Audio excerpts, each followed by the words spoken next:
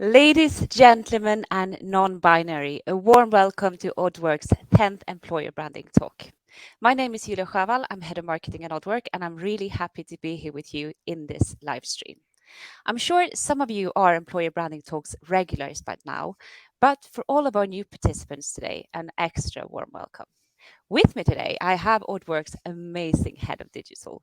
She is filled with fun facts about the least expected things. And if I were to choose one person to a quiz team that I had to keep forever, this would be my girl. Today, though, she's here to talk about one of her favorite subjects.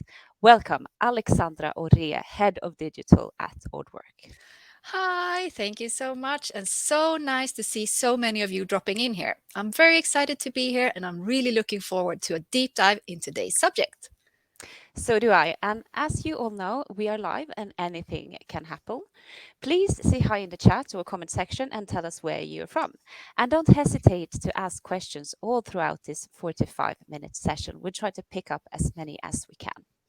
For all of our new acquaintances, Oddwork is an employer branding and recruitment agencies that helps small, medium, large, and enterprise organizations to attract, recruit, and retain the right talents. To get to know us as an agency better, check out our website oddwork.se or connect with one of us here on LinkedIn. Our colleague Emma will post the link in the chat. And yes, you heard it right. We do both employer branding and recruitment. Because let's face it, to be able to recruit better, your employer brand must be rock solid and authentic. Yep, I couldn't agree more. And if you have perspectives on this, please let us know in the chat. Okay, so we've said it before and we will say it again. Employer branding has moved into the boardrooms and takes up space in the strategic planning sphere of many companies. But how do you measure the outcome of your activities? That is what we're here to talk about today. So, measurability is hotter than ever. We need to know where we get the most bang for the buck from our employer branding activities. Otherwise, employer branding won't have a place in the boardrooms anymore. So, Alex, please elaborate for us.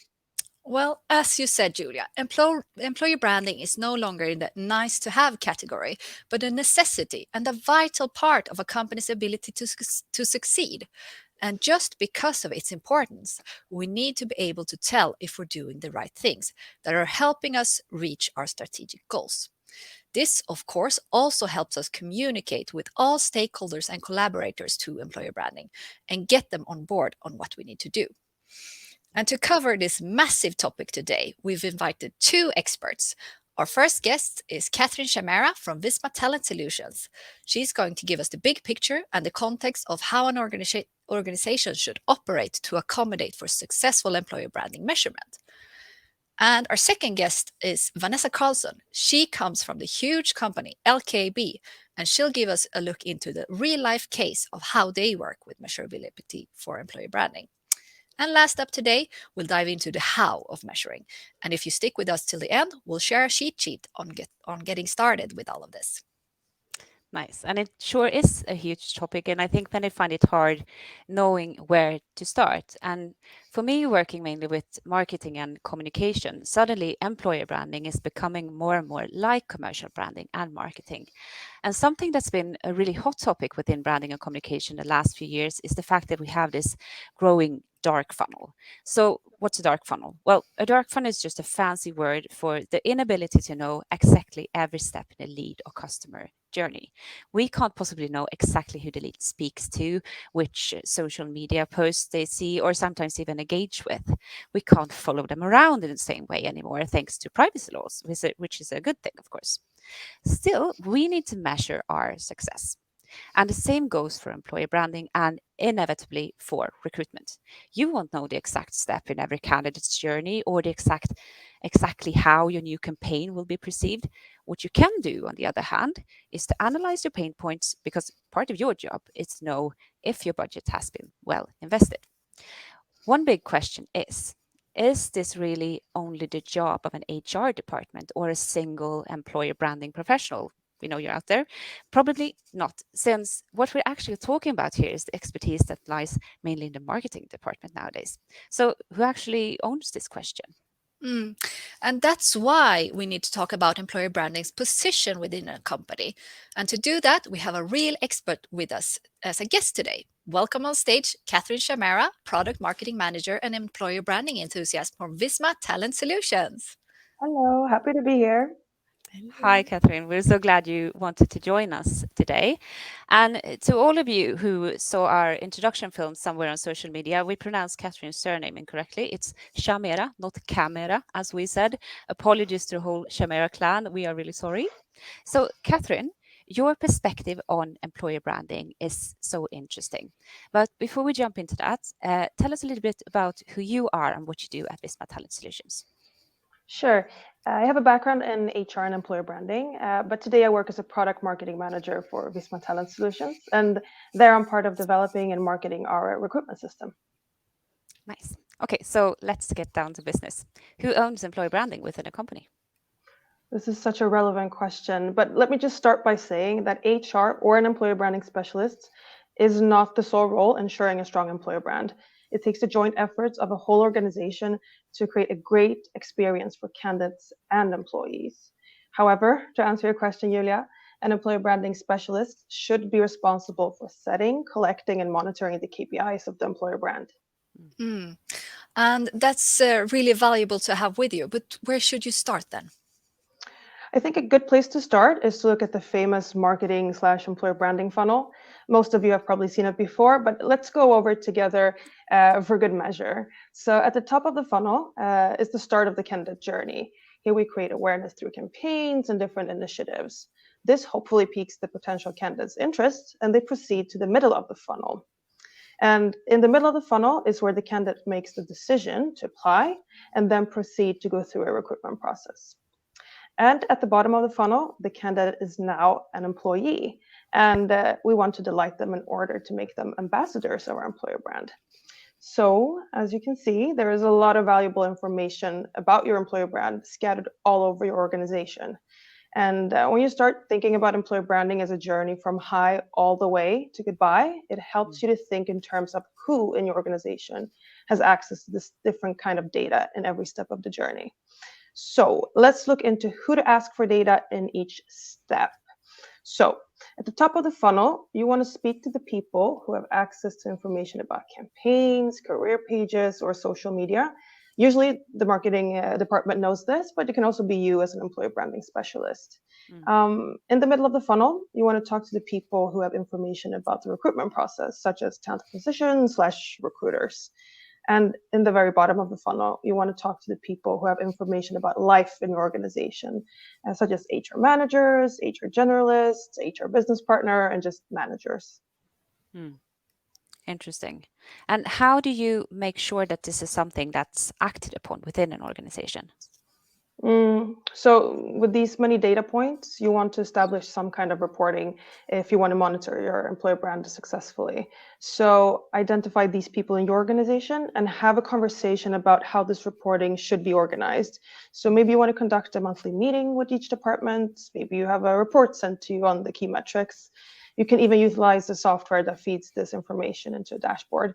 But I mean, whatever works for you and the people in your organization. Okay, so where do you begin with all this? The end goal is, of course, to have metrics for the entire journey, but I can understand if it feels a bit overwhelming because there's so much we can measure, and you don't have to measure everything, and you definitely don't have to have everything in place right away. But a great place to start is to focus in the areas where you see that you do have problems in attraction and retention of talent. So you can determine that by speaking to the people that I just mentioned and investigate further. So, for example, let's say recruiters tell you they have a hard time to get answers on emails on LinkedIn, which might mean that we have some awareness problems. So let's start looking at the top. What's going on up there? And maybe they say that candidates drop out in the recruitment process with you. Maybe something's going on in the middle. Investigate there. Or you might have a high turnover rate. So figure out what's going on in the bottom of the funnel. And here you will find the main source for potential improvement. And I think that's a fantastic place to start. Thank you. We have had a few questions from the audience. Let's start with one. I think it might be a bit tricky, but we'll take it anyway. It's from Ravi. Hi, Catherine.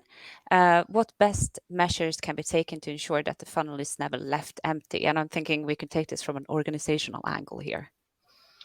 What best measures can be taken to ensure the funnel is never empty? Meaning that the candidates kind of stop in the funnel? So just understand the question correctly? Yeah, I would say so. I think then you need to look at the top if you see that the candidates are coming in and then stopping. So talk to the people in your organization to find out, because there's so many aspects. So you yourself as an employer branding specialist will never know the whole truth without talking to everybody in your organization. I think that is a very clear signal to investigate what is happening if it's stopping. Yeah. We have another question about the funnel here. Should not corporate comms also be included? Yeah, definitely. I think so. It depends a little bit on how your organization is organized. So some might have a marketing department, some might also have comms. So whatever makes sense in your organization where you know that the data lives. Nice. Thank you. Alex, do you have any thoughts on this?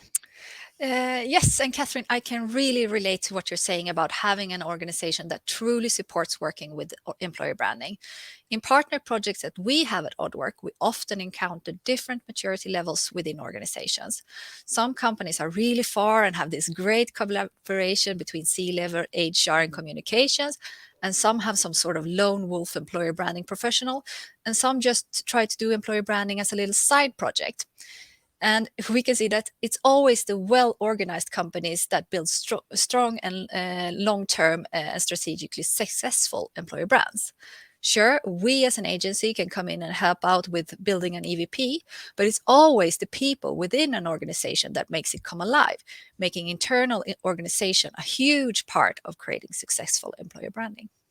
Yeah, and we really, at Oddwork, we see this as an ongoing trend, I would say, that with time, we'll see more and more companies making this sort of organizational leap to accommodate for successful recruitment and retention of employees.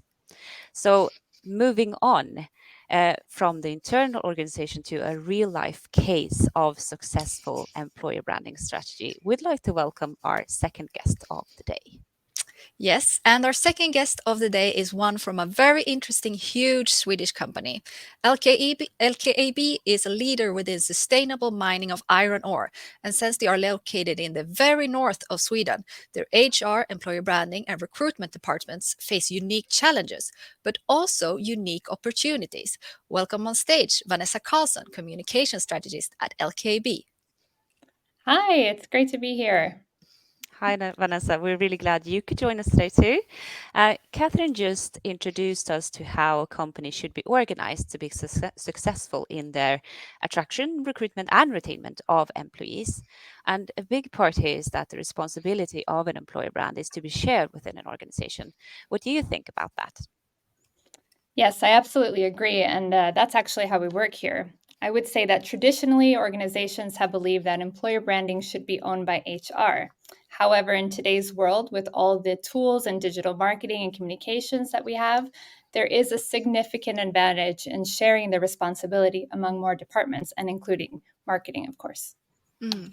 That's super interesting, Vanessa. How does it look at LKAB then? How do you collaborate within your organization? So currently, one of our main focuses is to strengthen our position as a preferred employer. So this allows employer branding to take a larger presence in our internal discussions. With support from senior management, we can understand our overarching objectives as a business, and therefore we're able in the comms department able to build strategic campaigns to achieve these goals. We have weekly operational meetings and quarterly steering meetings that include HR, comms, and C-level stakeholders. This ensures that we're all aligned and we're all on this right track to reaching our targets, both strategically and operationally. It's also important to note that we provide upward feedback to help with stakeholder management when it comes to digital know-how. Yeah, that's so important. Something we often see as a key element to success, just as you mentioned, is to actually let employer branding have a larger presence within a company. So Vanessa, at LKAB, what are the goals of your employer branding? So we approach employer branding in phases. Currently, it's important for us to build awareness about LKAB internationally and within the targeted industries we know will be in demand in the coming years. Nationally, we take a more of an organic approach, and we aim to strengthen our employee pride and advocacy through internal stakeholders. Yeah. But how do you know you're on the right track with your campaigns? Well, our metrics really tell us everything. We use the data we receive from our long-term campaigns to evaluate how we're doing and where we are. They also help us make decisions for the future. I usually bring this data into steering meetings that help us define new directions. The data can determine everything from content updates to new audience focuses. It also helps us be more strategic about offline activations and even helps us look into how to improve our internal communication. So I think we're all curious to know what metrics helped you in your decisions. Sure. As I mentioned earlier, we're currently at the top of the funnel that Catherine took us through. So our metrics are heavily reach-based. We look at our reach on a geographical scale and also demographically. Additionally, since at LKAB, this is our first major attempt in reaching international talent, we're using engagement metrics to help us improve content through our campaigns. What would you say your main challenges are when it comes to measuring and evaluating your employer branding activities? Well, there are quite a few, but I would like to focus today on the fact that we do receive a lot of data, and it can be challenging to know what to do with that data and how to communicate it internally to stakeholders that don't really have that digital background. Education and patience is key, I would say. I normally like to build cases that are relevant and connect with overall business goals. This is a really great way to get higher management who lack data-driven approaches to truly understand the importance of why you're conducting a certain campaign. It also helps provide a rationale behind why you, for example, require more budget. It can also prove how digital advertising is a reliable and crucial channel for the business as a whole. Yeah. So, Vanessa, we asked you before this event to prepare some tips on how to get started with your data-driven employer branding journey based on your learnings from LKAB. Would you mind sharing them with us? Yes, of course. So first and foremost, I would say look broadly and understand your overall business goals and objectives. Use this to start building your strategy. Secondly, and very importantly, do not be afraid to question and investigate where you currently stand as a business. You have to ask hard questions. Where do you stand among competitors? What skill sets do you need to retain? Which ones do you need to attract? What are the gaps in your team skill set? And how solid is your company culture? These questions will help you build a really solid strategy, and later it'll help you identify if you're actually on the right track. Lastly, I think it's important to report back, have regular analysis, and build cases that help you move away from making decisions on a whim. And you got to move towards more data-driven decisions. Remember, it's always an iterative process. Yeah. Thank you for those amazing tips, Vanessa. We've had some questions from the audience, so we're going to pick a few here. Great. The first one here is from Ravi again. Is it difficult or easy to manage employer branding post-COVID era?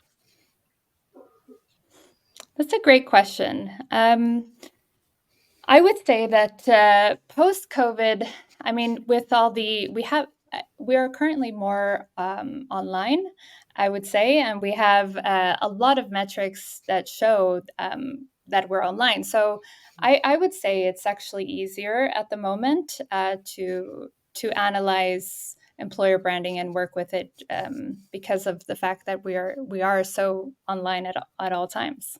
Yeah. Okay, the second question we have here is from Jelena. Which external metrics do you track? What do you track in competition? How do you use this data? That's a great question as well. So externally, we track, as I said, engagements of our campaigns.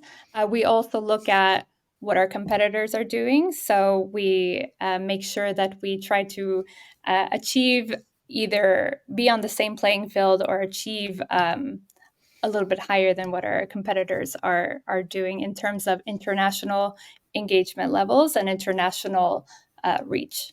Yeah. Nice. We also have a question here from Malin from Stockholm. Do you share metrics with other functions? Maybe any shared KPIs with, for example, the employee communication with the internal communication function? Hi, Malin. Yes, I try to do that as much as I can. When you mean functions, I'm assuming that you mean departments and business areas.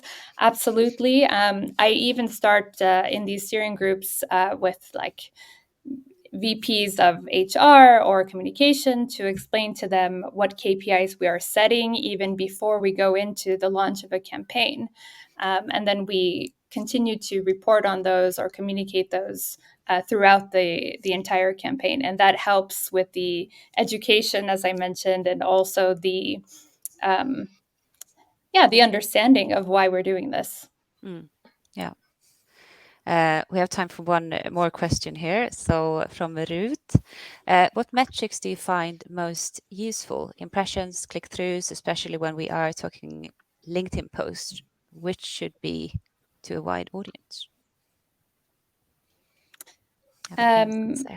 Yeah, absolutely. I mean, it kind of depends, and going back to what Catherine says, it kind of depends on where you are in your funnel and where you are at what state, what are your objectives. So are you more in an awareness phase? You probably want to look at impressions. It depends, really. Do you want to use your analytics to know if your content is actually performing well? Then I would look at your video views if you have videos, or obviously your click-through rate can be a really good source of understanding if you are driving traffic to your website. But kind of starts with you deciding at the very beginning where you are and what you want to achieve, and then going backwards. Yeah. Okay. Catherine and Alexandra, do you have any reflections here before we move on? No, I think Vanessa summed it up pretty good, actually. Lovely. Okay, so now we know how our strategic goals with employer branding should be approached and some common hurdles and opportunities here. So let's dig a little bit deeper. Let's look at the actual measuring. Alex, you do this every day, and measuring and following up is normally perceived as a kind of time-consuming and complicated task. Is it really? Yes, it sure is perceived that way. And my job as head of digital means being in charge of digital strategies in our partner projects. A digital strategy can be many things, but one big part of strategy is being able to measure and follow up on the right things. Today, I thought I used the digital marketing side as an example of how to think when you start measuring. We usually want to have campaigns and activities throughout the entire candidate journey that we've been talking about here. Why this is a good example. All right, let's do it. Yes, so to become practical about measuring employer branding, I want to send you off with a few things that can help you get started with measuring things today.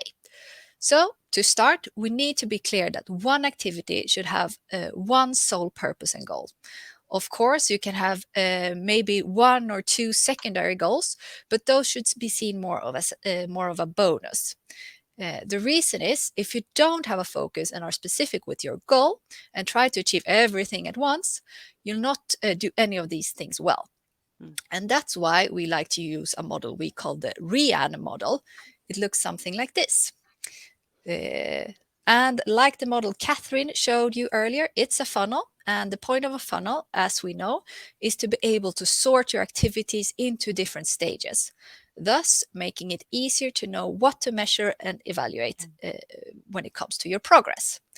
And again, I want to point out that this model is not an exact representation of reality, unfortunately, but a great way to start sorting information and making sense of complex things. Okay, so how do you use this in your everyday job helping large companies with their digital employer branding strategies? So working with the candidate journey in different steps like this helps.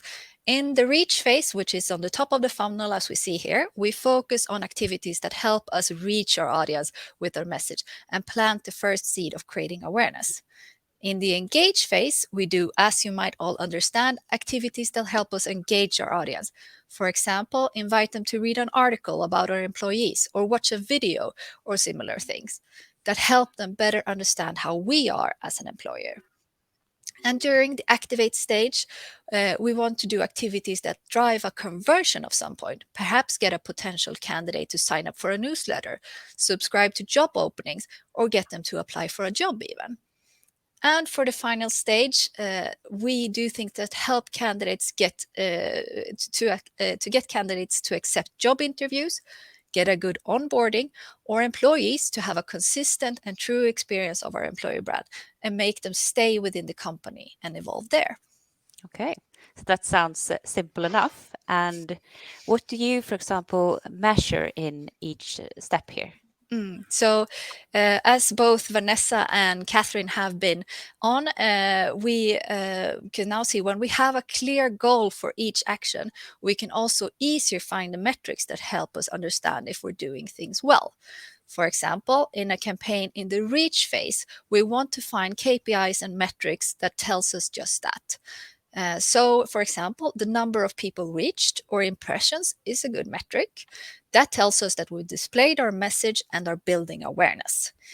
But it's also good to combine with a metric that tells us the quality of this achievement, because we do not want to show them just to random people and we don't want to reach them with something that's uninteresting to them. Therefore, you might want to look at how large percentage of your audience you reached or the cost per impression. Here I would say it's not relevant to look at, for example, reply rate of emails or the number of applications, as this is not the main goal of this specific activity. It might affect these numbers indirectly, but it won't be helpful for you to look at them at this stage to determine if it's going well or not. Right. Okay, I see. So speaking as a marketer here, what about the actual conversion? Yes, the $100 question. Yeah. So we'll look at the engage phase then. When it comes to that, you might want people to see a video that displays your culture, for example. Then a good metric might be to look at number of impressions as well, but also view rate of that video. If these metrics are low, you might want to look at the view rate of the video to see how far people are watching and thereafter make changes to the video to improve view rate. Some other metrics that might be helpful here, depending on what you want the audience to engage in, is the number of engagement rate, and how far people scroll on a page that you're leading them to. And the same mentality goes for the activate phase and the nurture phase, of course. So in the activate phase, you want to look at number of clicks, for example, click-through rate, conversion rate, or cost per lead. Things that help you understand if you're converting and can guide you to do improvements to increase conversion. For example, is it the campaign on social media that isn't generating enough traffic to the job subscription? Or is the traffic not the problem, but the sign-up page where people are dropping off? And finally, in the nurture phase, we want to see how candidate leads are continuing during the application process. What is the acceptance rate of an interview? How many applicants get hired? And of course, when they are employees, what are the eNPS score and employee engagement? Thank you. I think this is really helpful to have in mind. And to all of you in the audience, please ask questions. We have time to pick up a few here more. Vanessa, this really latches on to what you spoke about earlier regarding the iterative process and how regular follow-ups leads to understanding your campaigns better. Can you relate to what Alex just explained?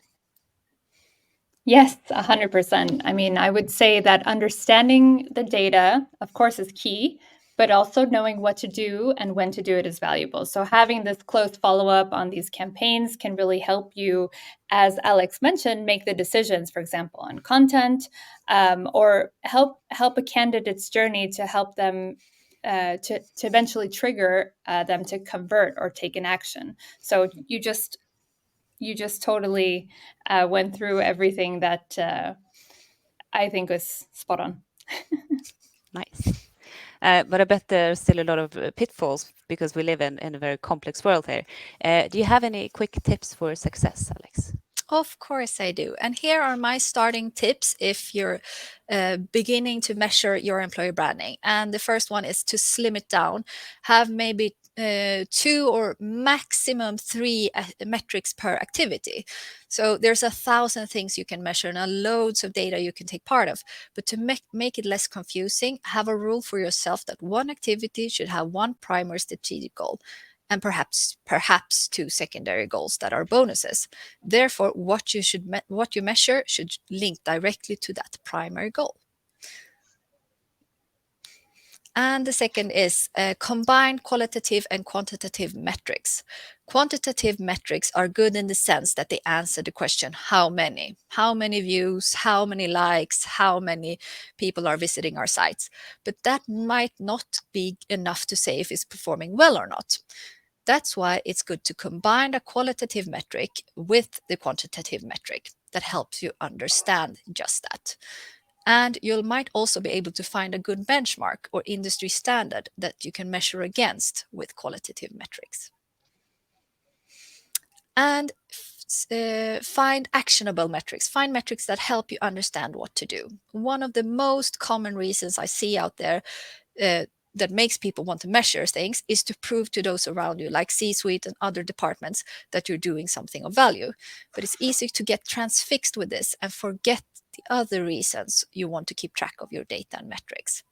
My best recommendation is therefore to measure things to find guidance on what to do, especially in employer branding, where there is a potential of doing thousands of things, and we might not have the biggest budgets or the most resources to do that. So we need to be able to prioritize, and that's where the measuring comes in. And remember to also have a plan what to do if a KPI is not improving or moving in the direction you need. Thank you. Those are really good tips. And personally, I find slimming it down being a really hard thing to do, but also necessary to be able to actually sort of make sense of your campaigns and all the data that you get. Catherine, from your perspective, who within a company and organization would you wish to have taken part of this information that Alex just shared with us? I think how we measure things and why we do it is important for everyone to know. But Vanessa, you mentioned it a little briefly there, like the stakeholders that you're reporting to, of course. That can be C-suite, but also like hiring managers. Anyone in the company really that is involved somehow with the recruitment or employer branding in some capacity. Yeah, that is so true. Do we have any questions from the audience? Yes, we do. So let's start with Putri here. Which comes first, managing company's reputation or communicating the EVP? Anyone feel like taking this question? Alex, do you have any perspectives? You work with this every day. Yes, I would say that they are intertwined. So the EVP is, of course, an important step to start communicating your company's reputation. And employer branding, as we all know, is not just external, it's internal as well. And it's affected by all departments. So I would say that maybe start off with the EVP, but simultaneously start working with the company reputation, as they are very closely linked. What do you say, ladies? Yeah, I agree. Yeah. I agree. They go in parallel, of course. It's seldom we have the luxury to be in a startup and define everything from the get-go. We usually have some kind of legacy and some things that we want to uphold. So I completely agree with you there. Yeah, absolutely. Vanessa, do you have anything to add? No, absolutely. I couldn't agree more. And I think it's such a great question. I mean, where do you begin? But if you can look at them as intertwined, as you said, Alex, I think that's a really great start. And when you start getting the results, you'll see how to improve on both levels as well. Yeah, absolutely. And we have a question from Magdalena. Can you please share some good tools to measure employer branding, especially when you need to analyze data from multiple social media? Thank you. We talked about this earlier, about the different tools. There are lots of them, aren't there? They sure are many. So it's a preference and also what your able to do. So oftentimes you can start by asking your marketing department, what are they working with today? Maybe you can share the same tool. Otherwise, there are a heap of tools to use. Do you have any tips, Catherine, from your side? If you want something that's free, Looker Studio can be a good option. You can integrate a lot of data source to that and build dashboards. So I can recommend that one. Yeah. Thank you. Then we have a more detailed question here from GPED. What qualitative KPIs do you use and how do you do that? Vanessa, would you like to take an example from LKAB first?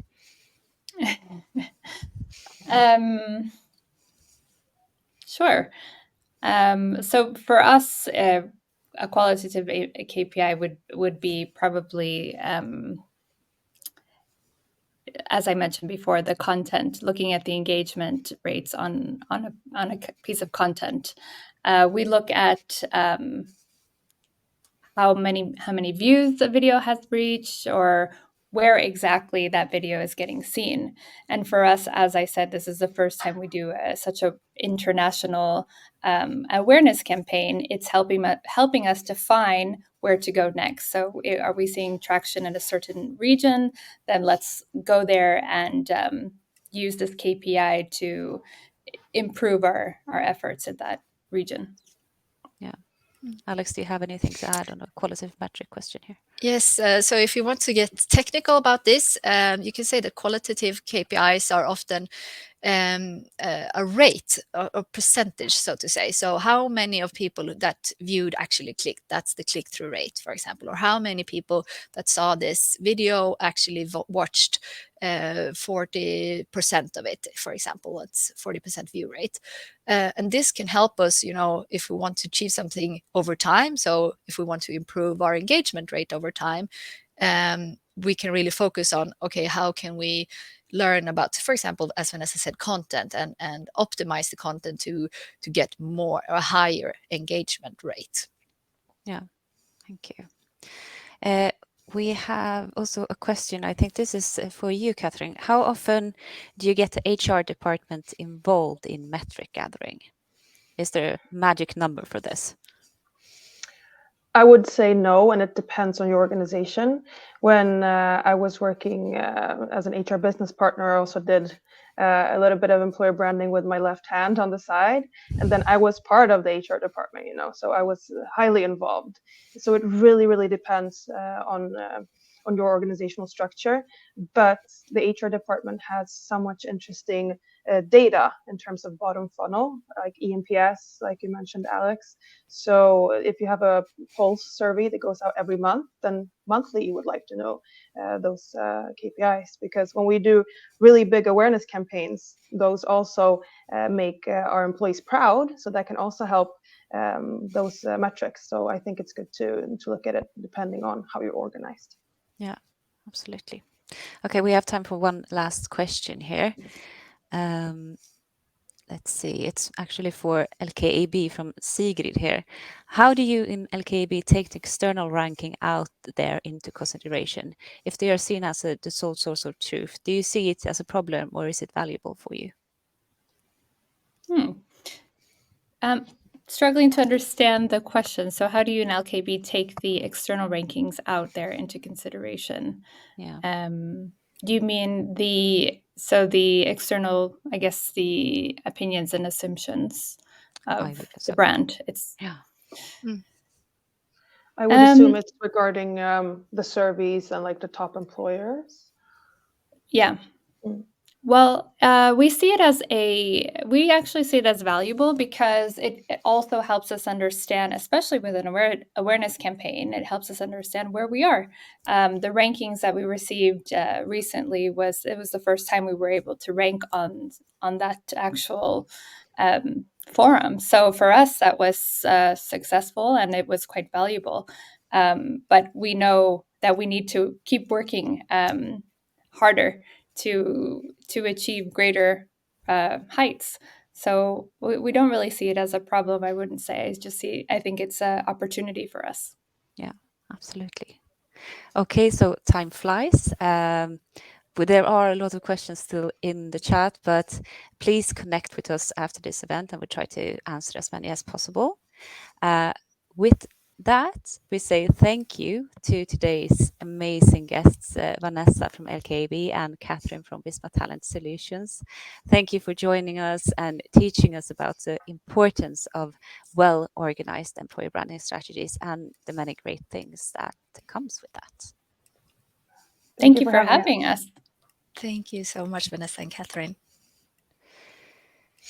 So, in conclusion, measuring employer branding is not just about presenting massive numbers, it's about using data to drive informed decisions.